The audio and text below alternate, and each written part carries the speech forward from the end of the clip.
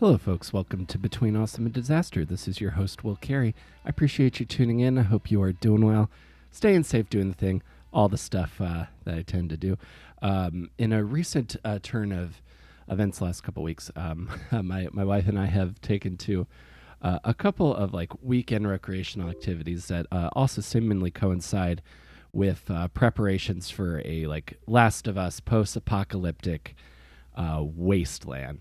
Uh, having taken up axe throwing and archery, both things that I here's the thing.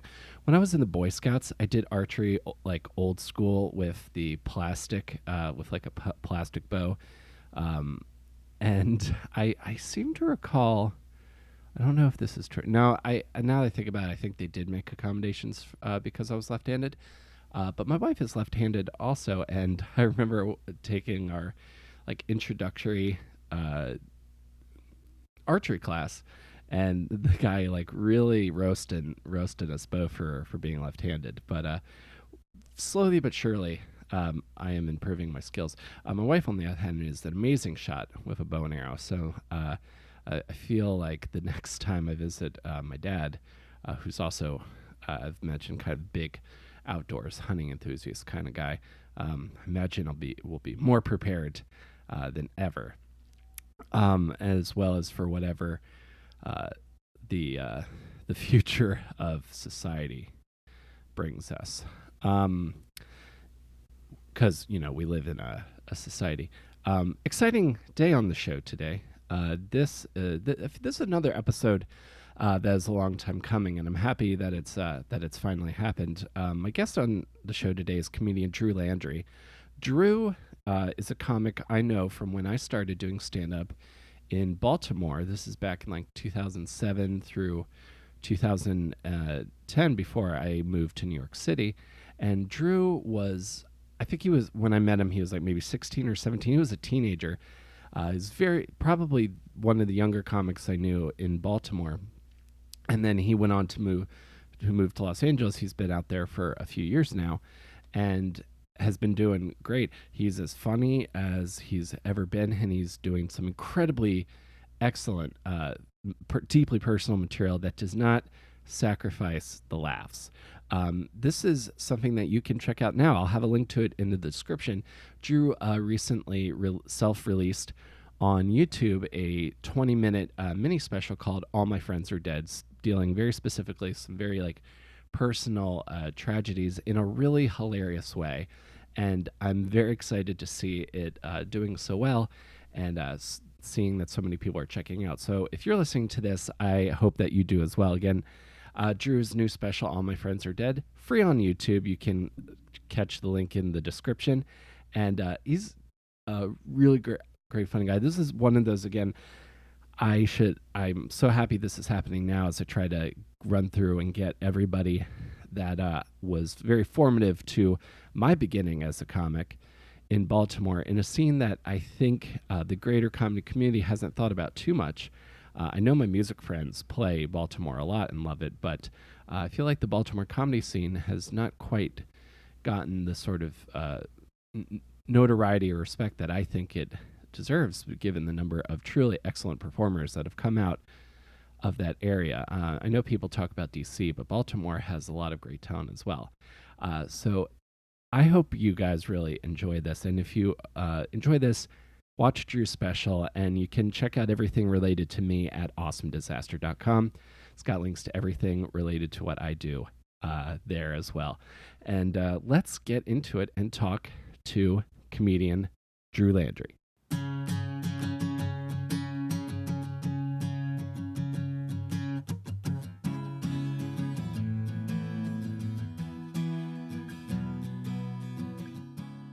Yeah, because I sort of feel like this interview is like a long time coming, dude. I feel bad it took me so long for me to get you on, because at the beginning of the pandemic, I went through a run of getting everybody that I like enjoyed from the Baltimore scene Mhm. on, and so I was like Tommy, T. Brad, like all these people, and then like Violet, and I was like, oh, I got to get Drew on.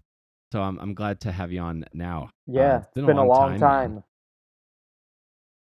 Yeah, because I remember we met, like, I think it must have been like easily, because I started doing stand up in 2007 in October Mm. and was in Baltimore for a couple of years. And I don't know if you had started around that time or if you had like were somewhere else and then I started seeing you around T Brad's show. But you were like a teenager, I think, when I met you, right? You were like Yeah, 16 or 17. we met in I think either 2009 or 2010, and yeah, I was 16 or 17, and yeah, we were both at T Brad's show all the time, which was one of my Hmm. favorite mics to do. Yeah, that place was great because that was, and this was, I feel like this is unique outside of shows that are not in New York or Los Angeles, but that felt like a show. Like it was Oh, it totally did. a booked open mic, but with a paid headliner. But like you felt like you were performing for like a real audience. It was great. Yeah, I love and that. tell me if you experienced this. I feel like in Baltimore, because it's a relatively small scene, you're spoiled in that there are a lot of mics where you get like 7 minutes, and then you move to LA or New York, and the mics are 3 minutes. And Yeah. for me, I almost had to kind of learn how to trim the fat in my jokes. No, definitely. Like you had to like learn to like do the shorter jokes, get to the punchier stuff Yeah, first. get to the point quicker. Yeah, absolutely. I remember, well, because when I started, I was like still very much in like my Mitch Hedberg like only one liners phase. Mm. So I felt like I had an easier time. I felt like I almost had to learn to like lengthen certain stuff and learn how to tell stories. But to go from like doing like 8 minutes at like Magooby, even at like Magoobies or the Comedy Factory, to like standing out waiting online at the Laugh Factory to Yeah, do 3 minutes, I imagine it's kind of a an interesting transition it very stylistically. much is. I mean, it's intimidating at first, and obviously in LA, the mics are way more packed. Where, you'd Hmm. come here and, you're number like 37th on the list or something like that, and you're like, oh God, I'm Uh-huh. gonna be here all night, and you are.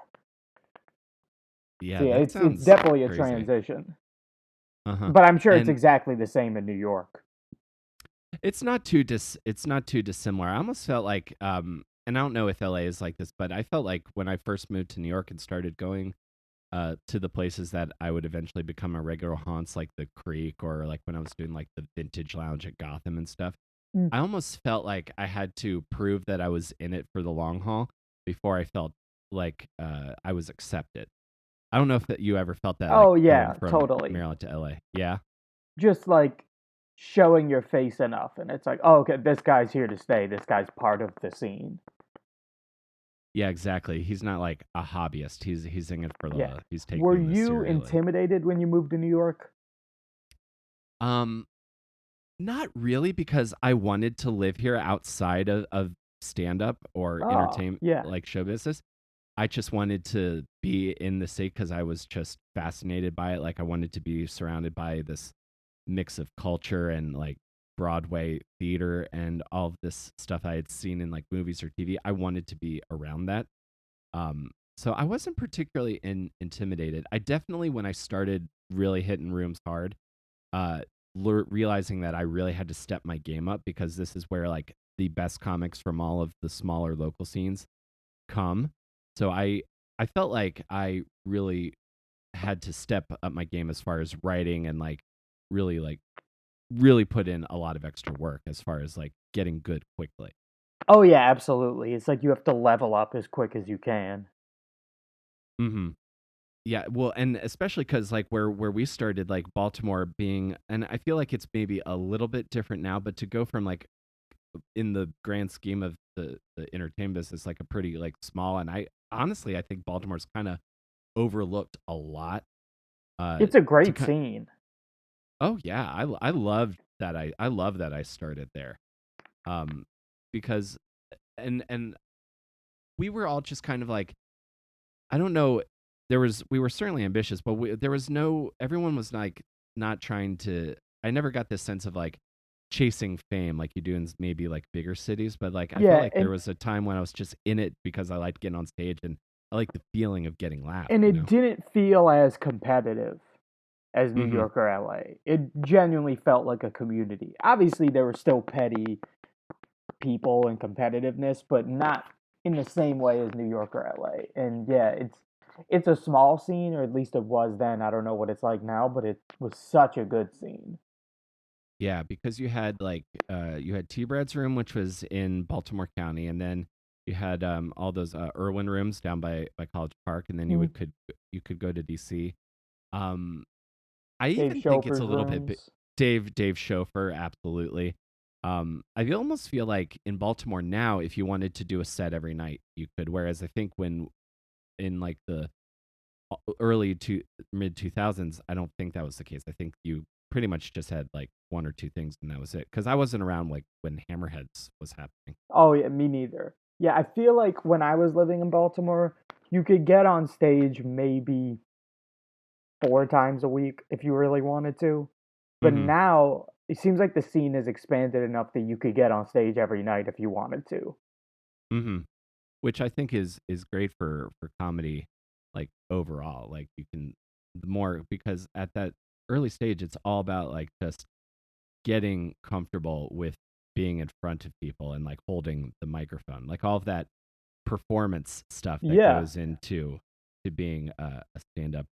So if you started when you were like 16 or 17, you must have known like you wanted to be a comedian very early on to start that young. Yeah, so I started actually at 13, but I don't really count the first few years because I only did it like a few times over 3 years. But the Uh huh. first time I did it was at a school talent show in seventh grade. Uh But huh. yeah, for whatever reason, even when I was little, I kind of just wanted to be a comedian. I just kind of knew really young.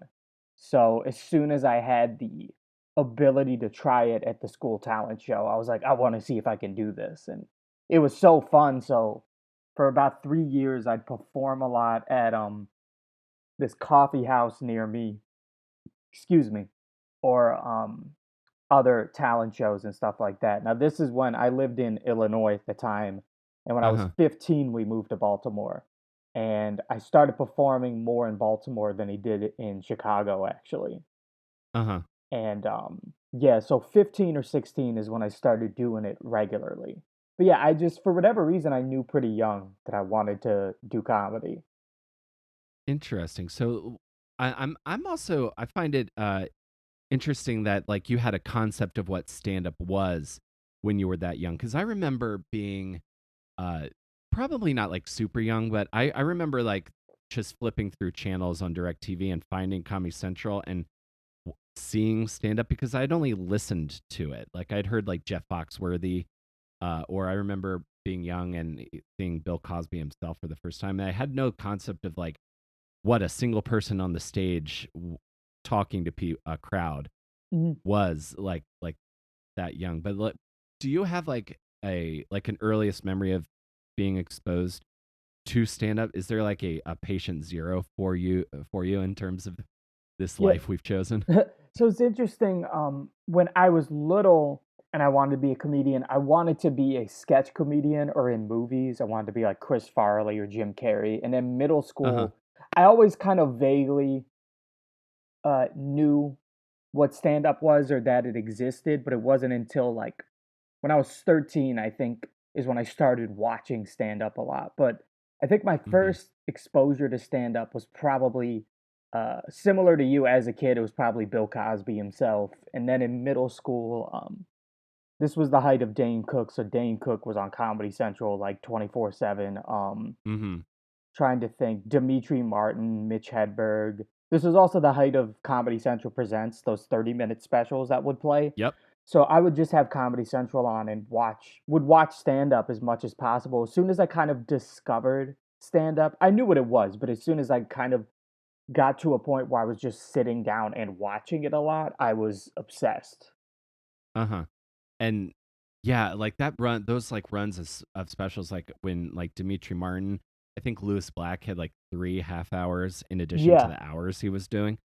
Um, so like you saw that and you're just like, I love this. And Yeah, then I was did like, you this also is have the feeling awesome. like, uh huh, Yeah, I I immediately knew I wanted to try it. I didn't know if I'd be good at it, but I knew very quickly when I got into stand up, I was like, I want to try this. This looks so fucking fun. I knew really quickly that it was something I wanted to do.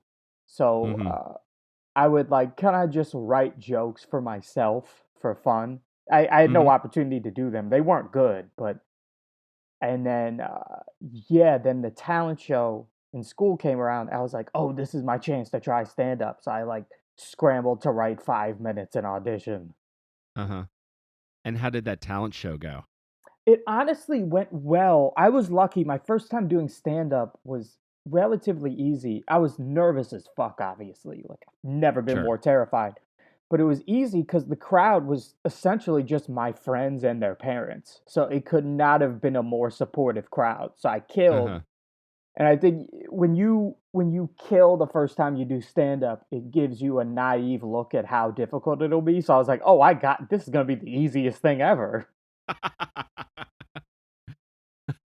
I know exactly what you mean because I remember doing like my first open mic and doing well and then doing well the first couple of times, completely naive of how like the business side of it works. And I remember thinking this is back in the MySpace days. Oh, I don't want to friend these big comedians until I'm like got that first half hour ready, until I'm ready to feature, you know. Well, tell me if you um, tell me if you agree with this. I have a theory. So people always see it as you bomb your first time. I feel like a vast majority of comedians have a good first set, and it's their second, third, or fourth time where they bomb. Because I feel like your first set, you invite all your friends or your coworkers or whatever. You might say it's your first time while you're on stage, and people are rooting for you yeah, because of that. Most people I know had a good first set, and it's the second one where you bomb. There are exceptions, obviously. sure. No, I've heard that a lot actually. I've heard tons of reports of like, oh, that first set went really well because that feeling is what I think will entice someone in and then keep them in it, like even through the bad sets, because the memory of those good sets is so powerful. The Absolutely. that feeling of getting off stage and just feeling like you are the god of your own universe, Yeah. essentially. Well, the interesting thing about stand up, and you don't have to be an expert on anything to know this, but bombing is so beyond humiliating and painful. But the great equalizer is you keep doing it because a good set feels so amazing. Yeah. So it's just like you go through those bombs hoping to have another good set. Oh, absolutely. Like a good set feels 1,000 times better than the worst bomb feels bad. Exactly, exactly. And especially when you're relatively new. I mean, you feel Hmm. like a rock star after a good set.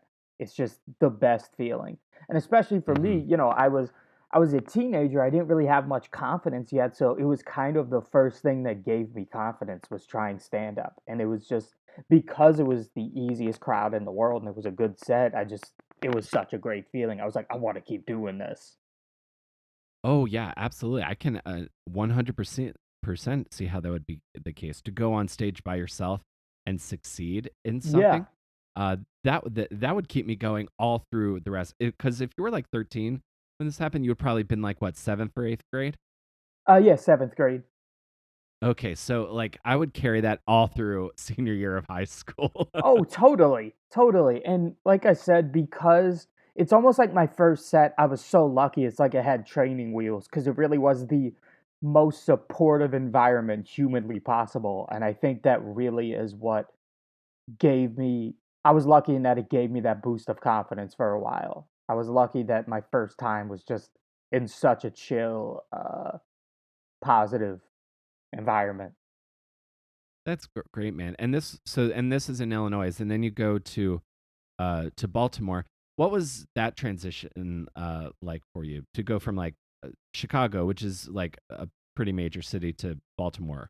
What was I that just like for you? yeah. So cuz in Chicago I didn't perform that frequently. I didn't cuz the Chicago scene is obviously so respected and prestigious and I didn't really experience that much. I was mostly just performing at this coffee house near me that wasn't a comedy open mic. It was just a general open mic that in Yeah. school talent shows and stuff.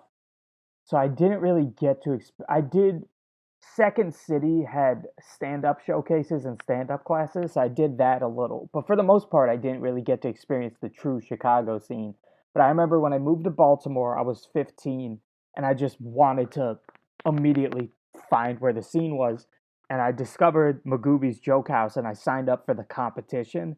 And Mm-hmm. I had never really truly bombed yet. I had had mediocre sets, but keep in mind, at this point, I had been doing stand up 3 years, but I had probably done it 10 times over 3 years, and each time Right. was like relatively supportive crowd. And I Mm-hmm. was so cocky before this Magoobies contest. I was like, just give me the money. Like I'm gonna win. And like to this day, I feel like everyone has the bomb that shaped them, and for me, it was that. Where I mean, I you could have heard a pin drop. It was brutal, and it was a packed crowd, and it was a crowd with a lot of energy. Other comics were annihilating, and I just Yeah. remember my whole demeanor changing, and that I got up. I was nervous, but I had confidence. Like I'm about to crush this, and the first punchline got total silence, and all my confidence disappeared. Just woo, and yeah, and then you start getting that like that sort of like nervous, like your heart rate Your increases. heart rate, you're talking faster, your mouth is dry, and I was up there for I think 10 minutes. It felt like 12 hours. It felt like an eternity. And I'm not exaggerating. You could have heard a pin drop like throughout the 10 minutes, literally not even a chuckle. And it was just brutal. And that night I wanted to quit stand up. The next day I decided not to quit, but it Mm-hmm. became, we all have that bomb that shapes us and that it's so traumatizing. Like, what can I do to try to make sure that doesn't happen again? Of course, yeah. Like it's a real character building moment, and then It like yeah, is. And the night sucks, and then you wake up and you're like, okay, I'm still alive. yeah, Let's and rethink I the plan. brought, um, all my relatives, most of them live in Baltimore. So I brought a bunch of relatives. I brought cousins and uncles, and I think my grandpa on my dad's side came. So Mm-hmm. many, probably like 10 family members, and to just bomb so epically in front of them was beyond embarrassing.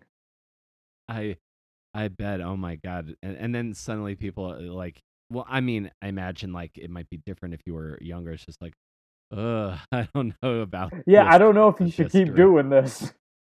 I don't want to be Right, the one to right. tell him, but I don't think this is for him. I'm sure that's how they were feeling. Oh, yeah. No, I know, especially because like I grew up in Maryland, so I have this kind of idea of like nobody will tell you directly to your face their like real thought on something, but it's like a shared amongst all of their friends and eventually gets back to you. Yeah, Like, it finds its way to you. uh-huh. So you wake up from that bomb and then you're like, "Oh, okay. Um I got to rethink some things." So what were some of the things that did you change in terms of your approach to comedy after that initial bomb? A few, one of them was, and this is gonna sound funny. So this is 2009 at the time. Once again, it was the height of Dane Cook, and people shit on Dane Cook, but I loved him. I remember watching his stuff a lot, and I feel like one because I was a kid, but two because I watched a lot of them. A lot of us start out as ripoffs of someone, and I was just Mhm. doing Dane Cook. Like I was jumping around, I was talking in his cadence, like everything you associate with Dane Cook's act, good or bad, whether you love him or hate him. I was doing Mhm. that. It was basically just a terrible Dane Cook impression, and I was doing storytelling. And to be frank, I'm not much of a storyteller. I'm a joke writer. Storytelling isn't my Mhm. strength, so it was kind of like, okay, how do I it's when I realized, and an uncle who was there was like, "I'm gonna be honest, you were being Dane Cook. Like that wasn't Drew. You were trying to be Dane Cook, and you're not Dane Cook. You're you." And I think that's Yeah. when I was like, "Okay, who am I? How would I deliver these things? What kind of jokes would I do?" Because I was kind of Mhm. just I was at a point where I was basing my comedy off of comedians that I like. It's almost like I was trying on different outfits. So it's like I was into Sam Kinison. I went through a period where I was like trying to be Sam Kinison. I tried to be Mitch Hedberg. I tried to be Zach Galifianakis. The biggest Yeah. one was Dane Cook, and at that time it was the height of that. And that was the moment where I was like, okay, how do I? go on stage as me and not rip off one of the comics I look up to. Uh-huh. Yeah, I know all about that time and that transition because I'm sure you remember me from that time too. Like Mhm. I was very much like a straight up Mitch Hedberg on stage. Like I'd be very deadpan, which is not how I talk like to you right now, or even Yeah. if we were not recording this. And I would just go up and like perform this affectation, like no performance, Yeah, like really. that And specific rhythm that he talks in. yeah, exactly. And Like, when a new comic or even newish sounds just like someone famous, I don't really judge them because I feel like that's pretty common. oh, it absolutely is like the same way like a band, like when you first start playing guitar and writing songs, you're probably writing and playing in a style similar to bands you like because that Exactly. probably was an inspiration to you. Yeah.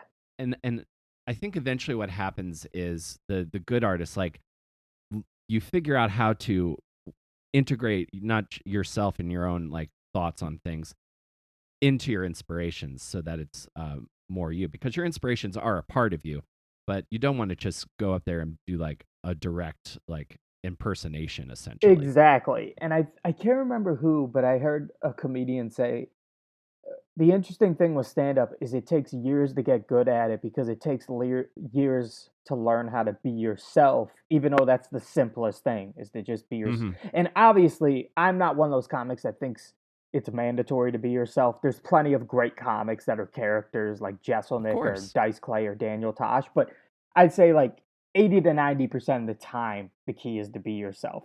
Obviously, a lot of exceptions, but it sounds so simple, but it takes years to learn how to be yourself on stage because you just feel more comfortable impersonating other comics. And how Yeah, could you because you not? can kind It's just it's easier. yeah, and you can kind of be removed somewhat. So uh, Exactly. like I didn't bomb this character, I did bomb. Exactly. Yeah. Yeah, absolutely. Yeah, and to go up there and just to like get like really, and especially like when you start doing material that's like very personal, like especially, and we're gonna get to your YouTube special, like doing all of these jokes about like really like what I imagine to be like all these jokes about personal tragedies, like the workshopping process of that, I gotta imagine can suck Oh, sometimes. absolutely. Yeah, it definitely sucked for periods because especially when you go on stage and do a joke about a personal tragedy, when it bombs, it it hurts worse than a normal bomb because 'cause you're like, "I just opened my soul to you."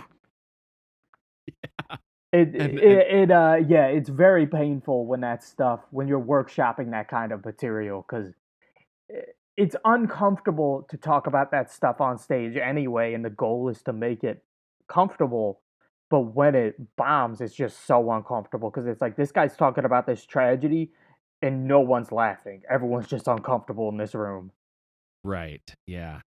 And let me ask you this: when you're going through that, like when you're in that moment, like how do you retain that confidence, or how do you like adapt to that situation when you're like really being like brutally honest and talking about like some real shit and it's not going well? Like, what do you do when you are in that moment? I think it helps to acknowledge the elephant in the room and be like, okay, this is getting dark, or something like that. Like, Uh huh. acknowledge how they probably feel, and that takes some of the tension out of it.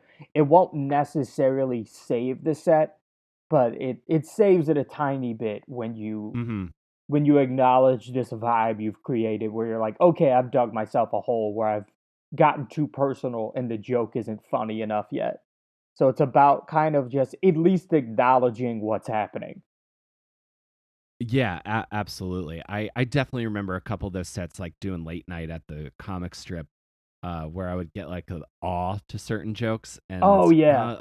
that's that's And you're not like, what I'm yeah, and going I'm for. not fishing for sympathy. I'm trying to make this funny. Hmm. Yeah.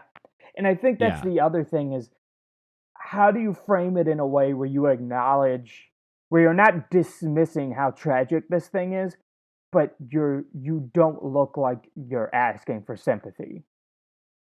yeah. Like you're not being self pitying, and then think the other thing is like you're not. coming off as like an uncaring asshole too. It's a fine line between, yeah, not being too self-pitying, but then also not sounding dismissive. And it could be difficult to walk that line. Hmm. Yeah, that's why when I really started diving into Marin's stand up, because I loved his podcast, and then obviously I'm sure you could tell he's an inspiration for me too. Mhm. Um, but like diving into his stand up, especially like I really like his new HBO special, and he's talking about death and like how he thinks the world's ending. Yeah. Um, but it's I've been still meaning to check it out. I love Marin. I like it. I think it's really good. I think he is the master of that. Like he figure and he talks about this a lot as well, but he like figured out the joke parts of like joking about real real shit that like Yeah, nobody like like making noticed. sure you hit the punchlines. Yeah. I like Christopher Titus for that reason too. Oh I yeah, think he Christopher does a great Titus is job at that. amazing at that. And he'll talk about Yeah. the darkest shit imaginable. He talks about like his mom killing herself and all that, and he makes it hilarious. It's mind-blowing. Yeah, he's one of the Yeah. best at that. Yeah, Yeah. to I me, love his stuff. Have you ever run into him out there? I haven't. I saw him when I lived in Baltimore. I saw him at the Comedy Factory and like met him briefly after the show. I was like 16, took a picture. He was a very Hmm. nice guy, but I've always been blown away by him. I always thought he was so underrated. I had a bunch of things with this special that kind of influenced me, and Christopher Titus was definitely one of them. I'd say it was Christopher. It was like three or four things. It was Christopher Titus. It was Tig Notaro's album right after she got diagnosed with cancer, because that one is Uh-huh. mind blowing. Because it's once again, it's the laughs per minute where she's so dark, but you're laughing the whole time. And Patton Yeah. Oswalt Annihilation was one of them, the one about his wife's death. And Yeah. um, and Doug Stanhope had this joke like 10ish years ago about his mom's death, like this 15-minute Hmm. thing about his mom being sick and him essentially helping with like an assisted suicide. And it's so dark and it's so fucking funny. So I watched things like that and I'm like, how can I do that? How can I acknowledge how dark this is? But with this special, I never wanted to slow down and get real. I never wanted Uh-huh. there to be a long stretch with no joke where I'm just getting serious and be like, but guys, the thing is, blah, blah. Like, I wanted it to feel like stand up and not a one man show. Yeah, you didn't want to have your like sit on a stool in a spotlight Exactly, kind of exactly. moment. Yeah. Well, I think you absolutely succeeded, man, because I watched it, and like you approach the stage like a seasoned club comic. Like Oh, thanks, man. you're dude, yeah, absolutely. I was very impressed, and like I've always thought you're funny, but like having like not seen you in a long time, like I remember like what I was watching, like man, this guy's got like the cadence of like a seasoned like comedy club comic, and it's not fluff. He's not doing any of that like stuff that I saw Kill at the Comedy Factory with those Yeah, $20 all you can exactly. drink tickets. Like you, it was really cool to see. Like it was very funny. The writing was Oh, great because thanks, I'm dude. very critical of writing when it comes to stand up. So I think you absolutely succeeded, man. I dug it. Oh, thanks, man. I appreciate that. I'm so glad you liked it. Absolutely, man. And I wanted to ask you a little bit like more of like a showbiz question because it seems like YouTube is now becoming even more of a viable place for specials to go up Mm. compared to like everybody just hiding all their material until they get like the comedy album deal or like the special deal. Um, was there any kind of what was kind of like the thought behind the release strategy for the special? So, for the listeners, long story short, this special is about a friend of mine that passed away in 2021. And kind of the thought process was so when they first passed away, I wrote a lot of material about it. Not because comedy's therapy, but just because you write about the stuff you're thinking about. And I Yeah. had about 10 minutes of material about it. And I remember around that time, a friend of mine named Alice Hamilton released a 20-minute YouTube special. And at this point these weren't common. All about Crystalia, all about how much he hates Crystalia, and I loved Uh-huh. it. It's great, but I just thought that was so fascinating to release a mini special all about one topic. And I Hmm. realized I wanted to do that with this material because it's material that I like and that I'm proud of, but it's stuff that I'm okay with retiring and burning by putting it out there. Because it's not like I'm going to do these jokes at the improv necessarily. Like they're so dark and personal that Sure. I'm fine with giving them an expiration date.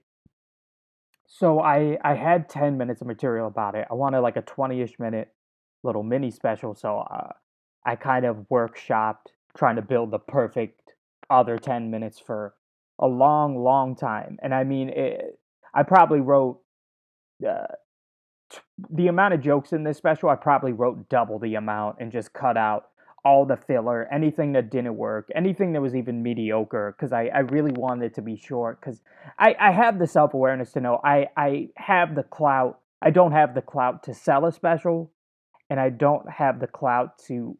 One thing that annoys me is when I see comics that are kind of on my level that aren't necessarily big yet that put out hour specials on YouTube because it's like no one's gonna watch an hour of someone they've never heard of on YouTube. Like they're just not. Sure. So I knew I wanted it to be 20 minutes and just put it straight on YouTube and hopefully people will watch it. I knew I didn't want to try to sell it. I do think we're in a weird spot where all of a sudden there's almost an oversaturation of YouTube specials where literally Hmm. in the past 2 months I see like dozens of comics announcing their hour YouTube specials. And to be honest, it's usually comics that are like new open micers that don't even have 10 minutes, 10 minutes, much less an hour. So it's this Sure. fine line where it's a cool trend that's occasionally going too far. Do you know what I mean? I do, yeah. The same way, I think that when Louis was at the height of his fame, like Yeah, what pre-scandal. pre scandal and all of this like post canceled whatever. But when he was like the most respected stand up comic in the industry, I feel like he became the thing that everyone wanted to try and copy. So suddenly everyone's like, dump all your material after a year and record Yeah. or release something. And then when and I don't even know where it started. I remember like the first like comic that I knew of that put a full special out on YouTube, I think was Nick DePaul, and then I think Mark Norman did one Mhm. too because for some reason like no one was biting at it. And I remember being like kind of depressed about how that made me feel about like the state of who gets picked Oh, by the absolutely. industry or whatever. But then I think once a few well-known folks do it, everyone lower it trickles down almost. Yeah, and I feel like The that's comedy in general because you're right. At the height of Louis' popularity before the scandal, like early 2010s, when he was, maybe the best comic in the country, it was at this period where, yeah, a lot of comics are like, that's what you do. You burn your material after a year, and that's not how it should work when you're not as successful or experienced as someone like Louis. Like, no, if you're coming up and just learning how to get better and better at stand up, you don't burn your material, you build an act. And I do think it became and I also think I think there are waves where there are comics that are the most popular to sound like and kind of rip off. And for a long time, and I still feel this way even post scandal, there's a lot of people that try to sound like Louis. I just remember yeah. I distinctly feel like there is a post Louis landscape of comedy where everyone's like comedy's just about going up and talking about your pain and don't get me wrong, I think Louis was a genius. Obviously, I'm not a fan now, but Right. uh, there was a period where everyone was trying to sound like Louis C.K. And I think Mhm. before that, like right now, I think there's a lot of people trying to be Bill Burr. I see a lot of people trying to be Mulaney. Before Louis was huge, I saw a lot of people trying to be Hedberg. But yeah, I forget where I was going with that, but I do think yeah he set a precedent where like yeah you get rid of your material after a year, and it's like he does that. You don't have to. Yeah, you just have to find what works best for you, and especially like give yourself that freedom if you're like still unknown to a certain level, which on a certain degree we both kind of are. Yeah, Um, there's no like take the pressure off yourself. Just work on having the best set, like the Yeah, best act. Like build up that 10 minutes, build up that 20 minutes, build up exactly. the half an hour because once you do that first hour, like you have so much time to do that first amazing hour, and then that's after that, that's when you got to start writing the next ones quicker. Exactly. And I think that's the other thing people forgot. Louis was in a different position than us where he put out an hour and like of course he has to retire it now because everyone saw it. Mm-hmm. And I do think even some of my favorite comics, I do think when they put out an hour every year, it slowly begins to suffer. Where it's like, I think it's fine to Mm-hmm. take two or, if you're a famous comic, take 2 or 3 years for your next hour. Because even, once again, pre Me Too, I thought Louis was a genius. But even after a while, I was like, he should take a break from these it started being diminishing returns where like this special isn't as brilliant as the one 3 years ago. Like take three Mm-hmm. years to really work on one. No, yeah, I agree with you. Like you can just like again treat it like art, like kind of Yeah. just craft. Like you can take some time to craft it for sure. I agree with that. I'm all about like whatever is gonna like work best for you like personally And in that everyone's moment. different. That's why whenever someone, and I'm not trying to sound arrogant because this doesn't happen frequently, but whenever like a friend of mine who's newish to stand up asks for advice, I almost don't know what to say because it's so different for everyone. In the years past, I've gotten advice that was objectively good, but just it didn't work for me because the comic giving it was so different from me. Do you know what I Yeah. mean? Where it's like Mm-hmm. it's different for everyone. What works for one person won't work for you. I mean, people write differently. I know Yeah. comics that write their whole act word for word, and I know comics that don't write anything down. Those comics shouldn't give each other advice because their brains clearly work differently. Yeah. Yeah. There's a couple of standard boilerplate. This works for most stand-ups, and then there's a lot of like this works for this person as a stand-up, works for that person as a stand-up. 100%. One The hundred the percent. other thing I noticed about what Louis kind of did in comedy, and I feel what both in this podcast we both already cited Cosby and Louis as influential, but obviously this is before we knew about No, yeah, their exactly. personal If it's not lives.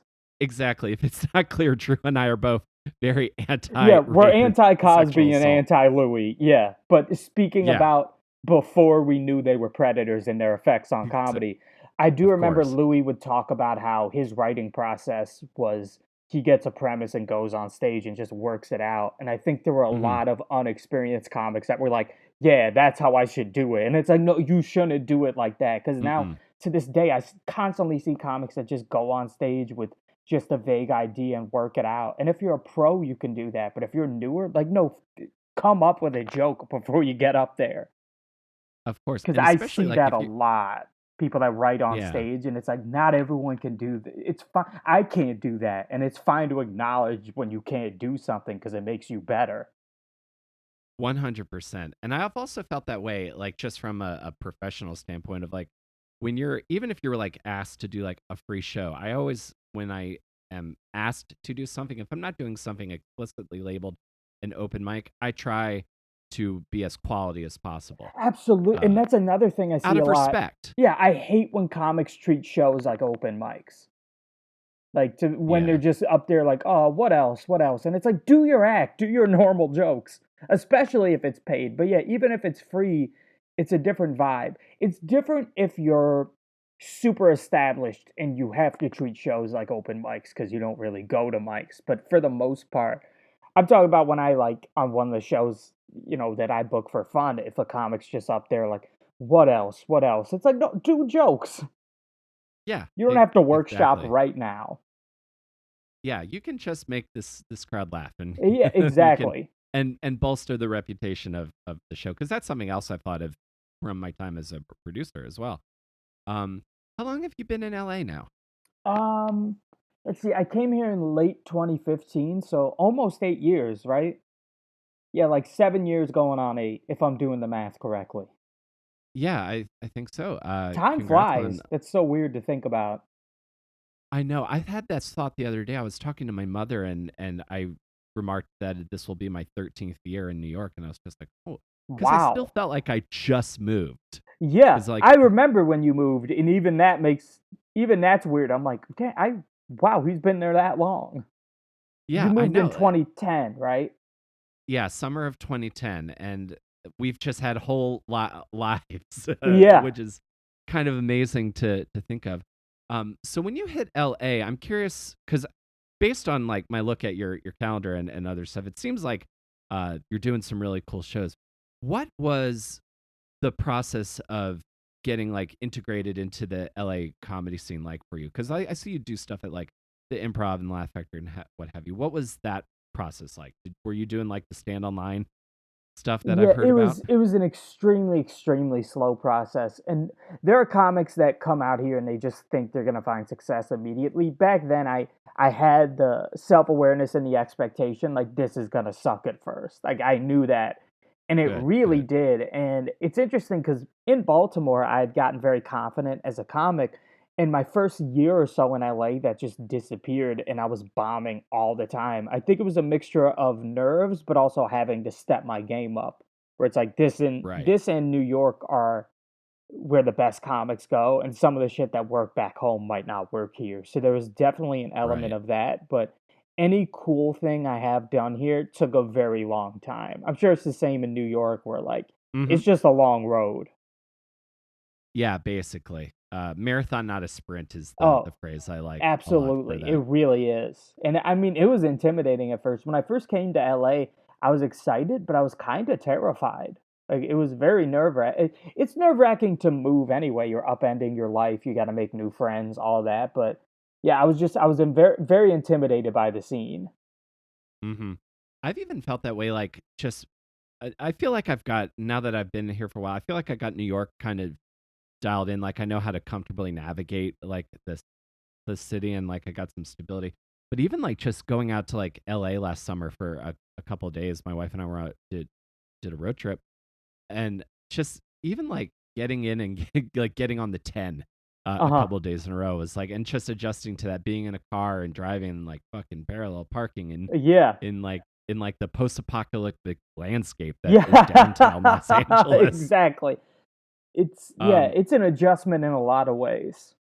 yeah, so that was a lot. So I imagine that's just a lot of like slowly building, like, again, like when we started in Baltimore, building that reputation of like, oh, okay, Drew's you pretty funny most of the time, and he's working on getting better, not stagnating. And then Yeah, again, exactly. yeah. The other cool thing I like seeing, and I had this moment the night because I know you're at the Improv tonight. Um, when I first moved to New York, I remember like seeing Suba Agarwal at open mics, and I remember when like Sarah Schaefer was like just about to get her show on MTV. So I always like, it's sort of Worlds like colliding. like cross universe. Like, oh, my friends from Baltimore, me and my friends from New York who are now all in LA. I like to see that. Yeah, that's pretty. It is interesting when that happens. You're like, oh, this person's meeting this person. Mm-hmm. I can't. Do you, Yeah, sorry. oh, I was oh go ahead. Oh no, I was just gonna say I can't remember if I've met Suba or Sarah in person. I don't think I have yet. Mm-hmm. Suba would remember me. I don't think Sarah would, but I just like seeing, because I remember like think because I've always, when I go to Mike's, I'm like, this person's amazing. Why aren't they famous Oh yet? yeah, Or and why aren't they there's doing this stuff? And when it happens, it's really gratifying and it inspiring to is. me. It is. That's yeah. That's how I feel about a few people. And every honestly, not to get sad because he passed away. That's always how I felt about Eric Myers.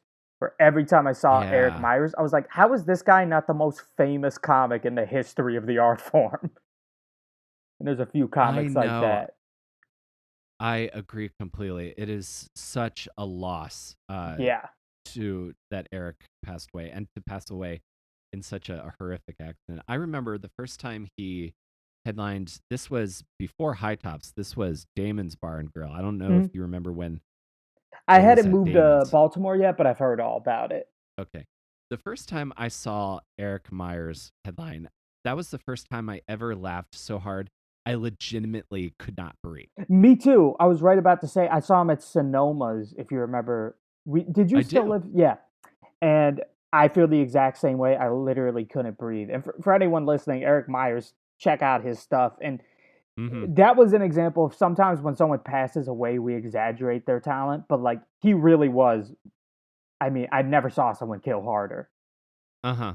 Yeah, he is the like most crushing headliner I've ever seen. Just he would just Um, annihilate, and I would see him, and I had heard the jokes before, and I was still cracking up. Where it's like I've heard this 10 times, and it still makes me laugh as hard as the first time I heard it. Absolutely. One of my favorite ones he did is like he would talk about like his felony record, so he couldn't vote. And he would do the bit of like yeah, I stabbed 15 people, but my main concern is healthcare. That just made me laugh so much every single time I heard It's that just like, bit. he had this joke where he's like, "Fellas, next time you measure your dick, don't use a ruler, use a globe. It's good for your confidence. It's bigger than Kansas. It's an inch bigger than Kansas." That I hadn't heard that one. That's gold. Oh my gosh. Yeah, Oh man. Yeah. If you're listening to this, find Eric Myers stand up. He was an amazing performer. amazing. But there are those comics that you see, and you're like, this person, they need to be famous. And then when they become successful, it's very vindicating, and you're stoked for them. You're like, oh fuck yeah. 100%. How's coming out of the pandemic for you? Because I feel like uh and also because I the sets are fewer and farther between, I almost feel like I'm starting over again a little Mhm. bit. Like I've got the training wheels back on for stand up. But how's it coming out of the pandemic for you? It was weird at first because I was obviously very rusty, and I didn't do Zoom shows. I did one or two, and more power to anyone who did them. To me, I just thought they were depressing. To me, they just reminded me that the world is different. You know what I mean? So I didn't do Zoom Hmm. shows. I didn't do Zoom mics. I I mostly didn't really write new jokes. Like I just was. It's just not something I was doing. I was thinking about comedy all the time, but I had writer's block, which is weird because I had all the free time in the world, obviously. But when I came back, it was exciting. And I remember I was talking to a friend of mine about this. Her name is Valerie Tossi. She's a great comic, but it was an interesting time for comedy, and it was fun, at least for a lot me and a lot of my friends, in that it was a mixture of it was the excitement of doing stand up again, where you're genuinely stoked to be there. It's the Hmm. excitement and novelty of doing stand up when you first start, but now you've gotten good at it. So it's like the best of Uh-huh. both worlds. So it was a really cool time. It was good to just be so excited about stand up again. Not that it got boring, but to really be grateful, and you're like, "Holy shit, I'm doing this." So Yeah. it was a little nerve-wracking because it had been a year plus since I'd been on stage, but it was definitely exciting. It was emotional. Like I remember doing my Hmm. first mic, and I was like, "Holy shit, I just did stand up again." Like it was very surreal. That's grateful. That's the overwhelming feeling that I've had as well. Just coming out, just the ability to to do stuff again, or to like Yeah, the buy ability to go to ticket. a restaurant again, or go to a bar again, or go to the movies again, all of that was emotional. To hug Hmm. someone again. Yeah, I remember. I do tech for a sketch comedy group, and I do a lot of stuff at the People's Improv Theater. And to get back behind the soundboard and the mixer again, and to like see shows and see crowds react, it was really nice. Yeah, I remember the first time I went to the movies again, it was this surreal, like, "Holy shit, I'm at the movies." I know. One of the first movies I saw back was Jackass Forever, and I was just uh, it was just really cathartic to have just a Yeah. really dumb, stupid laugh. Oh, absolutely. And I remember when I saw Jackass Forever, it was I loved Jackass, in middle school and high school, and just being in a theater and hearing that like down now now now, like it just brought me back. It just like Hmm. warmed my heart, like, I'm 17 again. Absolutely. Like, and to to have that kind of have that release, and to see it like again all these familiar faces this many years later is really uh cathartic Oh yeah, it's genuine, and I feel like for me at least. I go to the movies a lot, But when I saw Jackass Forever, I think that was the first genuinely really funny movie I'd seen since movie Hmm. theaters. That was the first time I really laughed my ass off in a movie theater. Hmm. Yeah, I agree. It was like the funniest thing I'd seen in theaters in a long time. Because I feel like some bigger movies are like trying to be funny Mm, as well now, but just like a pure comedy like that, I hadn't seen in a long time. yeah. I almost feel like bigger movies trying to be funny has almost gotten like I've kind of gotten sick of the Joss Whedon slash MCU esque where now in a blockbuster there has to be constant self aware quips where it's like after a big scene a character has to be like, so that happened. You know what I mean? Where it's like just Right. that's one of the things I liked about the new Top Gun is it was just so it was corny, but it was sincere, where there was no winking at the audience. It was like, no, this is dumb, but we're gonna play it straight. There's not gonna be any like, so that just happened. No, I thought the new Top Gun was incredible. I Like loved it. Yeah, I thought it was really good. Like it felt like a proper like old school like Hollywood blockbuster. And then it felt like the it return also of the told a blockbuster. yeah. And then I also did thought it did a great job of telling that story of like fighter pilots getting replaced by drones and Hmm. this whole new generation and the world's changed around me. I don't know if I fit anymore. Yeah, Goose. Yeah, I thought it was I loved it. yeah, Um definitely. And when I saw it, I had never seen the first Top Gun at the time, and it was super uh accessible for someone. It was easy to follow. I like that you didn't have to see the first one to get it at all. But yeah, Oh that yeah. movie's the shit. For those of you listening, check out Top Gun Maverick. It's an indie movie that came out last year. You probably haven't heard of Yeah. it, but give it a chance. Yeah, you catch it at your like art house theater out in Silver Lake or Williamsburg. Uh, Good Silver Lake um reference. oh, dude, absolutely. Like I've only been to LA once. I'm coming back this summer for a little bit, but I I I'm figuring it out bit by bit. Like I know like Silver Lake and Echo Park and Yeah, Highland Park and all that stuff. So so with this special coming out, like I'm curious, like in terms of where you're at with stand up now. So like doing LA, do you like still do like the road a bunch? Do you look like you want to do like act more?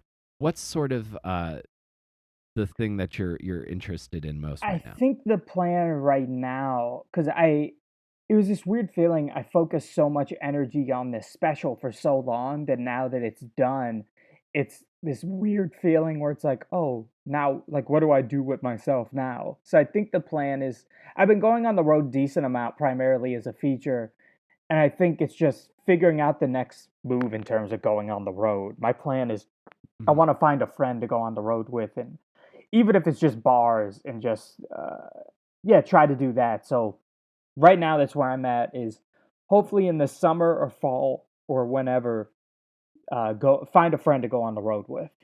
So that's Cool. what's on my mind currently. Nice. And do like some DIY spaces Yeah, or totally. clubs. Nice.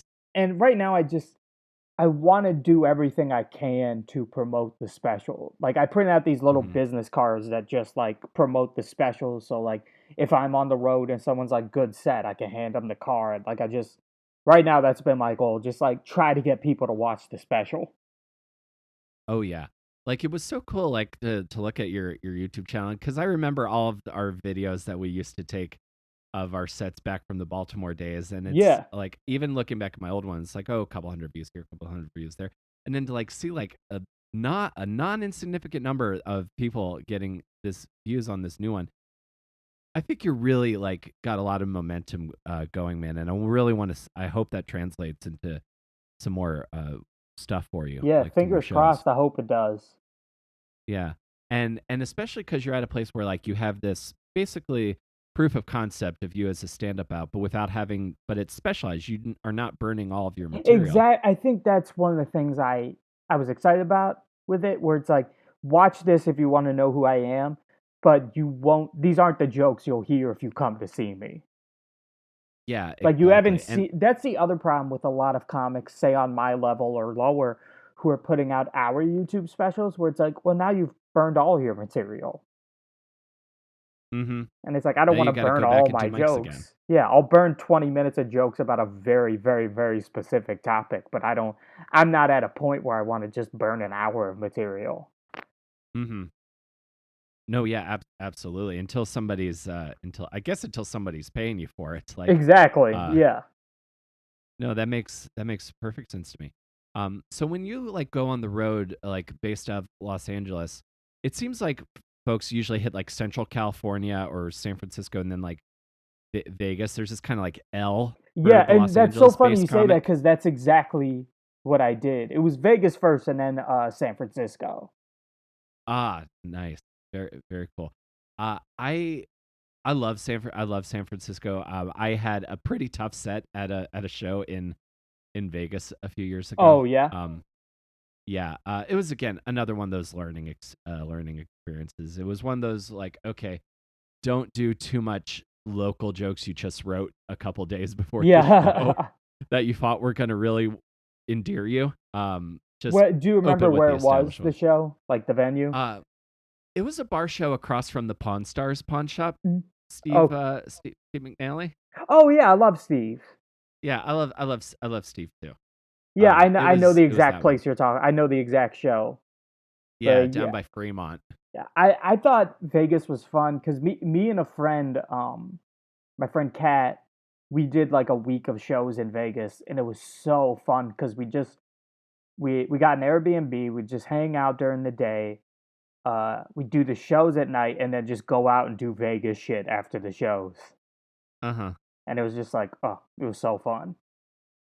Yeah, that's really cool. I had that experience when I was in LA last. I did Ethan Stanislavski, his show at Oh yeah, I love Ethan. the yeah, Ethan's great. And I remember like going having this great set, and then like driving off to K Town for Korean barbecue. It's like, Oh yeah. uh Wait, did you do the I show at the Good Night?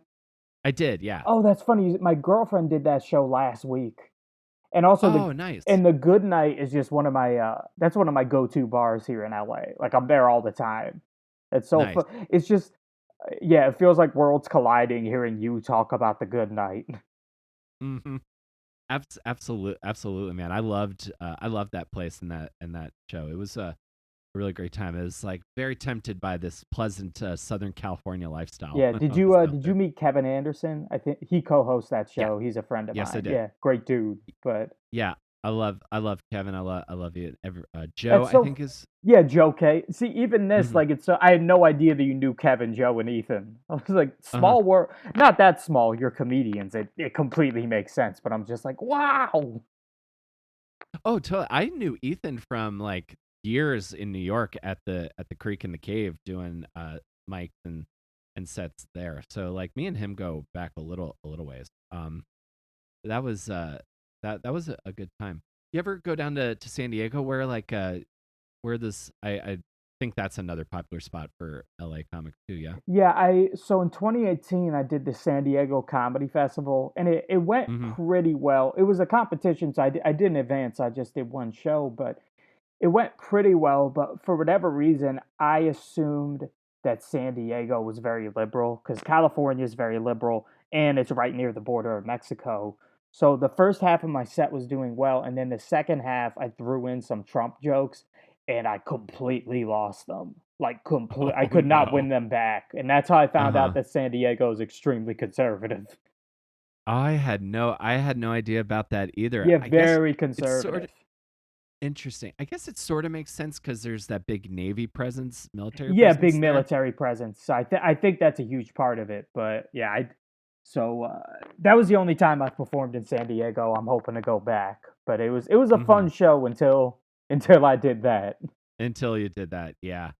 Oh God, yeah. I know exactly what you mean. When that switch flips, and you can't, and there's no coming back. Yeah, It's you just like, can't win all them right, back. They're gone.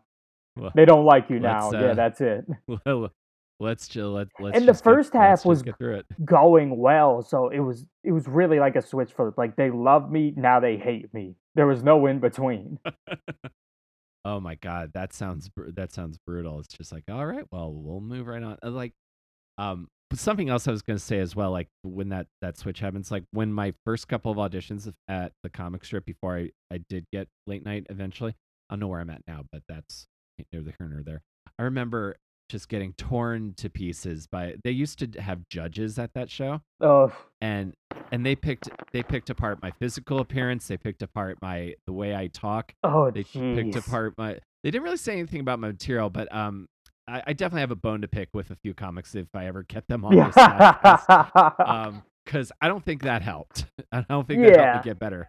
I remember like calling my friends just be like, "They're so mean up here." It definitely, with a show or audition like that, there definitely is an element of like walking into the lion's den where like there is a vibe of like we want to see this guy get picked apart. Almost like a Hmm. gladiator type vibe where it's like destroy him. Sure.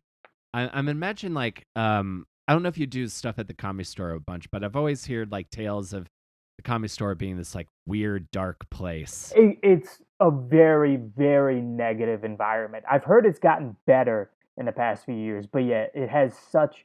LA comedy in general has that, but the comedy store is on a different level. It really is just such a dark something about it. It's completely true. One time I went to the comedy store and I was just killing time because I was going to a concert that was close by and I was hours Hmm. early for the concert. So I was just getting drunk on the patio and it was by far the most fun I've had at the comedy store. And I didn't even go inside. I was just like chilling and getting trashed on the patio. But at the comedy Right store, on. they have this podcast. You've probably heard of it, Kill Tony. It's in Austin Uh now, huh. the host, but Tony Hinchcliffe and like two guests, you go up and do a minute and they give you feedback, but by give you feedback they you bomb and they roast you, like because it's so Hmm. hard to do a minute. I've never been on the show, but like hundreds of people, maybe like 100 200 people sign up in this little bucket and they pull like five names throughout the show.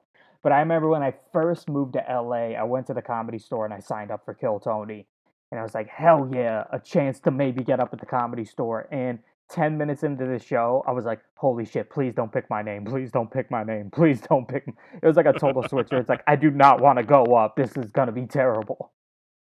Oh man. Well, I feel like it's good to know we're both seem like we're in places where like we know what we want to do and we're fine sidestepping the stuff that we don't. Yeah, and I mean, especially with Kill Tony, it gets to a point where it's like, I'm all for roasting people, busting their balls, paying your dues, but it just feels Kill Tony just gets cruel. Where it's Yeah, just like, there's this is roast. just fucking mean. I don't like this. I know there's definitely roasts that are in good fun. Like I remember doing one in Baltimore, I think for T Brad. There's Yeah, definitely that was a roasts that are in. blast. Yeah, that was super fun, and we're all like, oh, you got me. Like there's roasts that are definitely good fun, and then there's like borderline like cyberbullying, but in person. Oh, yeah, absolutely. And I think, yeah, the roasts that are in good fun, it feels like friends hanging out and, just roasting each other. And I think I don't know if you've been to a roast battle. With a roast battle, I feel like it's a little bit of both. Where typically you're roasting a friend and it's fun in that way, but the crowd just like wants blood, you know? Hmm. Yeah, At I least at did the one comedy roast store, it's like a battle. very hostile. Yeah, I did one. I'm not good at roast jokes. So I did one and I was like, I don't need to do this again. No, I totally. remember it was a mixture of cool and embarrassing. Sorry to interrupt. But Oh, go right ahead. it was at the comedy store, and they always like have a guest judge, and the guest judge was John Stewart, and John Stewart roasted me. He was he he it was it. This is when I had the long hair. He was like, "What the fuck? The kid from Stranger Things is doing stand up," and I was like, "This is the coolest moment of my life." John Stewart just made fun of me. Hmm. Yeah, that I could see hanging on to. Yeah, that's how the one I did, my friend Jake and I um and we're friends. So we basically approached it like professional wrestling. Like it doesn't really matter who wins. We just want to both kind of look good. So Oh yeah. that was kind of our approach. But I just it's I love roast jokes and I love like the pure craft of just like reading really Oh, specific good jokes. roast. There's nothing better Uh, than a good roast joke. yeah. I didn't want to make it my whole thing though. So so Dude, I've been really enjoying this chat. I would love to. So something else I like to do. I like to manifest stuff on the show. So you got your special. All My Friends Are Dead is on YouTube now, and we're gonna translate this into some road work. What is the thing that you haven't made yet that you really want to make? Honestly, this I've been trying for years to get on late night. That's been the goal. So Uh I'm huh. hoping sometime within the next 2 years to try to do stand up on late night. So I've been crossing my fingers about that. Uh, I've submitted tapes and gone back and forth. So right now that's been the main thing I'm focusing on. We're awesome. I feel like I feel like that's not too far off. If what you can do like in late nights that is similar to what I saw in the special, I can't imagine you're too far off. Oh, thanks. Fingers crossed. Absolutely, man. And I mean this with all sincerity. It has been very cool, even if over the internet, to kind of like follow your progress out in LA Oh, as thanks. I've been here, and to just think back of you know sitting in those like silver stools and having a crab pretzel after doing this sets at High Tops. Oh To yeah. think back at the kid you were then, uh, and then to see where you're at now. Really cool to see, man. And Oh, I'm thanks, happy for dude. you. Absolutely. Is there anything else we can plug before we get out of here? No, mostly just the special. Drew Landry, All My Friends Are Dead, on YouTube. But yeah, that's pretty Awesome. much And it. cool. Well, I'll put the link to it in the description. Hopefully, it Oh, can perfect. drive you a few more views. And thank you again for doing this, man. Yeah, It's thanks been for having me.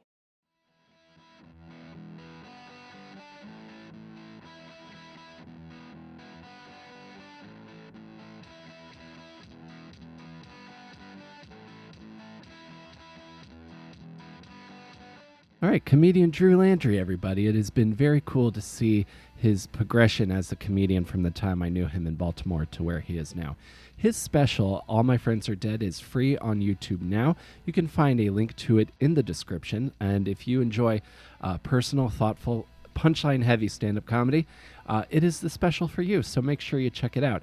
If you enjoyed this podcast and are interested in anything else related to me and want to tell your friends, you can send them to awesomedisaster.com. That's got links to everywhere you can get the show in the description. We are on Apple, Stitcher, and Spotify. And I said previously that the way to please the algorithmic overlords was through ratings and reviews. Read a newsletter. That is apparently not the case. So if you want to help out the show, give it a subscribe or a follow on either Apple, Stitcher, or Spotify. Listen and tell your friends to listen as well, because those are the factors that the almighty computer decides are what are important. So thank you all again for listening to the show. If you want to follow me, I'm at Comic Will Carry on Twitter, at WillCarry23 on Instagram, and at Between Awesome and Disaster on Instagram. And if you want to go a little bit further in support of the show, we have a merch store as well as a Patreon, patreon.com/awesomedisaster. You can find both of those links at awesomedisaster.com as well.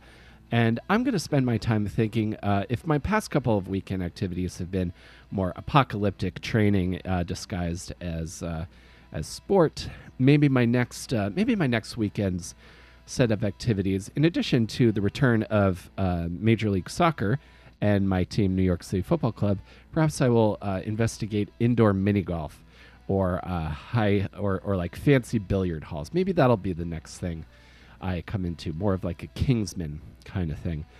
So would love to hear again from you guys. If you want to send me a link, you can do that at my website as well. And I will see you next time between Awesome and Disaster. Stay safe, wear a mask, get vaxxed and boosted, stop out fascism, and be excellent to one another. Take care, everybody.